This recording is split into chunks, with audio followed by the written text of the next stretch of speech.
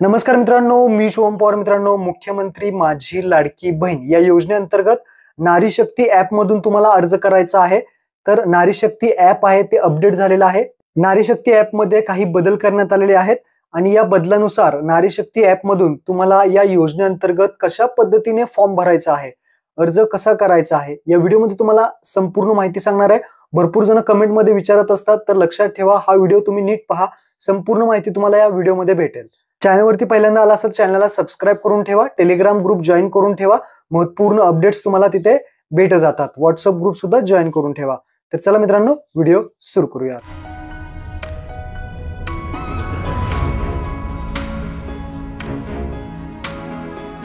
तर सर्वात प्रथम तुम्हाला तुमच्या मोबाईल मधून गुगल प्ले स्टोअर ओपन करा. प्ले स्टोअर वरती सर्च करा नारी शक्ती ऍप.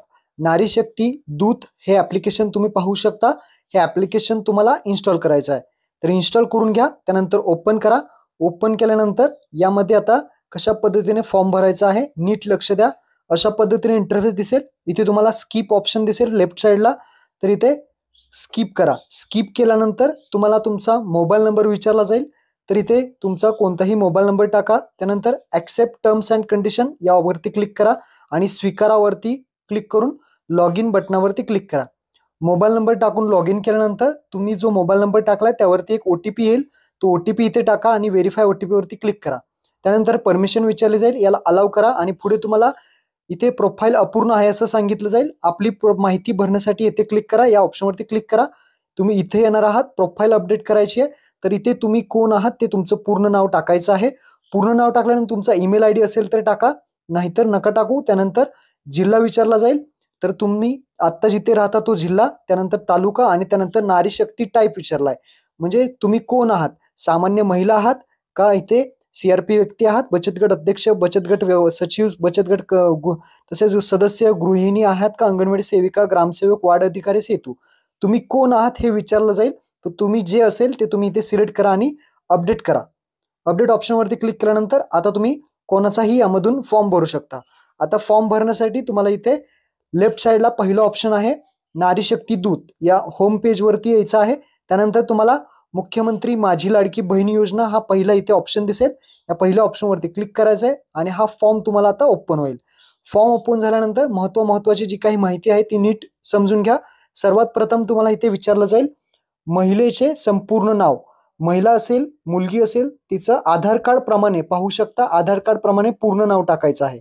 त्यानंतर पती किंवा वडिलांचे नाव.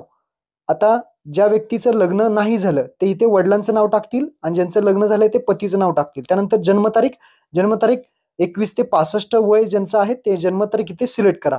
सिलेक्ट केल्यानंतर अर्जदाराचा पत्ता आणि इतर माहिती. आता इथे पहा, अर्जदाराचा संपूर्ण पत्ता विचारलाय. म्हणजे आता तुम्ही जिथे स्थायिक आहेत, तुमच्या आधार कार्ड वरती वगैरे ऍड्रेस असेल, आता जो काही तुमचा करंट ऍड्रेस आहे तो पूर्ण पिनकोड सहित इथे टाकायचा आहे. अर्जदाराचा संपूर्ण पत्ता, कुठे राहता तो पिनकोड सहित टाका. त्यानंतर जन्माचे ठिकाण. आता जन्माचे ठिकाण म्हणजे जो अर्जदार महिला आहे त्या महिलेचा जन्म कुठे झाला ते ठिकाण. त्यानंतर महिलेचा तालुका असेल, तो तालुका तुम्हाला इथे विचारला जाईल.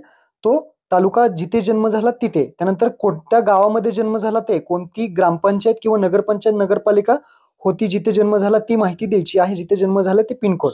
त्यानंतर मोबाईल क्रमांक टाकायचा आहे. महिलेचा मोबाईल नंबर टाकल्यानंतर आधार क्रमांक व्यवस्थित टाकून घ्या. आधार कार्ड वरती चेक करा. आधार क्रमांक एकदम महत्वाचा आहे.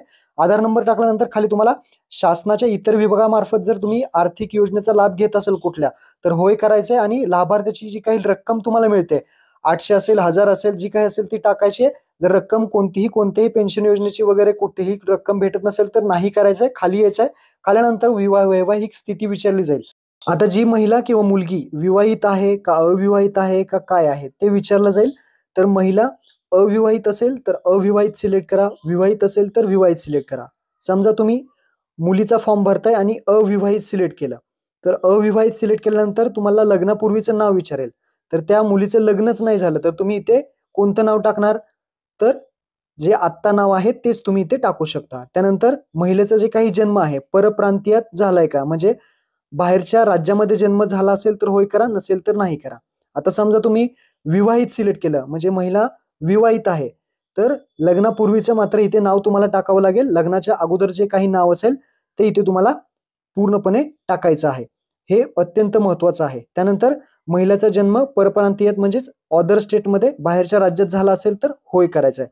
बाहेरच्या राज्यामध्ये नसेल झाला तर नाही करायचं आहे. आपल्या महाराष्ट्रात जन्म असेल तर नाही करायचं. त्यानंतर अर्जदाराचे खाते असलेल्या बँकेचा तपशील द्यायचा आहे. आत्ता जे काही तुमचं बँकेचं अकाउंट आहे, तुम्ही कोणतंही बँकेचं अकाउंट देऊ शकता. फक्त जॉईंट देऊ नका, कोणत्याही बँकेचं द्या. त्यानंतर बँकेचं नाव टाका पूर्ण, कोणत्या बँकेमध्ये खाते आहे. त्यानंतर धारकाचे नाव म्हणजे तुमचं नाव, त्यानंतर बँकेचा खाते क्रमांक म्हणजे बँकेचा अकाउंट नंबर आणि IFSC code.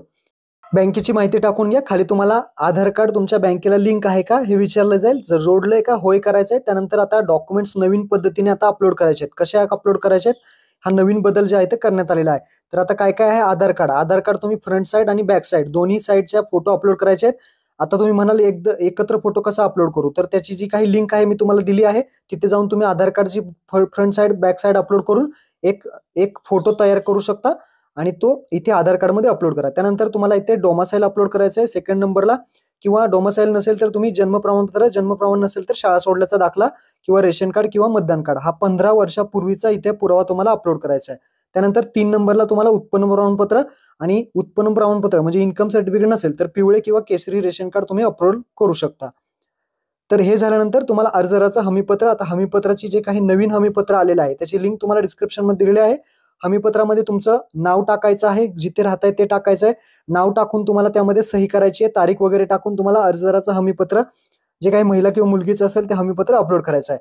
Bank passbook upload केलं नाही तरी चालेल, तर बँक पासबुक ऑप्शनल आहे, कारण तुम्हाला आधार कार्डने पैसे येणार आहेत. बँक पासबुकला स्टार मार्क नाहीये, म्हणजे अपलोड केलं नाही तरी चालेल, पण असेल बँक पासबुक तर अपलोड करा. त्यानंतर महिलेचा जन्म बाहेरच्या स्टेटमध्ये झाला असेल तर पतीचे कागदपत्र जे काही डोमासाईल असेल, जन्म दाखला असेल तर पतीचा इथे बाहेरच्या राज्यात जन्म झाला असेल तर अपलोड करा, नाहीतर इथे काही अपलोड करायची गरज नाही. शेवटचे जे काही 2 ऑप्शन आहेत ते मॅन्डेटरी नाहीत, ही गोष्ट लक्षात ठेवा. तर अशा पद्धतीने हे करायचंय. तर एक मी आधार कार्ड इथे अपलोड करून घेतलेला आहे. तसेच मी आता 15 वर्षापूर्वीचा जो काही पुरावा आहे तो सेकंड नंबरला इथे टाकलेला आहे. इथे 3 नंबरला तुम्ही इन्कम सर्टिफिकेट किंवा पिवळे किंवा केशरी रेशन कार्ड यापैकी तुम्ही इथे अपलोड करू शकता. हमीपत्र डिस्क्रिप्शन मध्ये दिलेले, त्यावरती सही करून त्याचा फोटो काढा, अपलोड करा. हे डॉक्युमेंट तुम्ही ओरिजिनल सुद्धा अपलोड करू शकता किंवा त्याची झेरॉक्स सुद्धा अपलोड करू शकता. हे डॉक्युमेंट 1 MB पर्यंत तुम्हाला अपलोड करायचे आहेत. हे सर्व डॉक्युमेंट अपलोड केल्यानंतर अर्जदार फोटो यावरती क्लिक करा आणि जो काही लाईव्ह फोटो तुम्हाला घ्यायचा आहे, इथे भरपूर जण चुका करतात, तर इथे जो काही महिला आहे त्या महिलेचा लाईव्ह फोटो घ्या आणि ओके करा. क्लिक केल्यानंतर इथे ओकेचं बटन खाली दिसेल, त्या खुणावरती क्लिक करा. अशा पद्धतीने फोटो अपलोड होईल.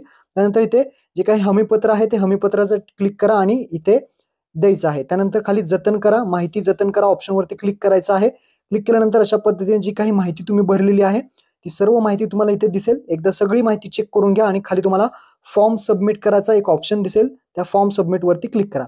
डॉक्युमेंट्स एकदम व्यवस्थित अपलोड करा. कोणकोणते डॉक्युमेंट्स तुम्ही अपलोड केले ते दाखवले जाईल. ओरिजिनल डॉक्युमेंट असतील तर ओरिजिनल डॉक्युमेंट अपलोड करा, झेरॉक्स असतील तर झेरॉक्स अपलोड करा. फक्त व्यवस्थित डॉक्युमेंट जे आहेत ते तुम्ही इथे अपलोड करायचे आहेत. 1 MB पर्यंत अपलोड करा आणि फ्रंट साईड रेशन कार्ड वापरत असाल, मतदान कार्ड इथे अपलोड करत असाल किंवा आधार कार्ड अपलोड करत असाल तर फ्रंट साईड आणि बॅक साईड दोन्ही अपलोड करायचे आहेत. ते एकत्र करण्याची लिंक तुम्हाला दिलेली आहे, तुम्ही एकत्र सुद्धा ते एका फोटोमध्ये करू शकता. त्यानंतर इथे सबमिट केल्यानंतर OTP येईल. OTP आलेला आहे मोबाईलवरती, तो इथे OTP टाकायचा आहे आणि खाली व्हेरीफाय OTP वरती क्लिक करायचं आहे. तर इथे आपण OTP टाकून घेऊयात.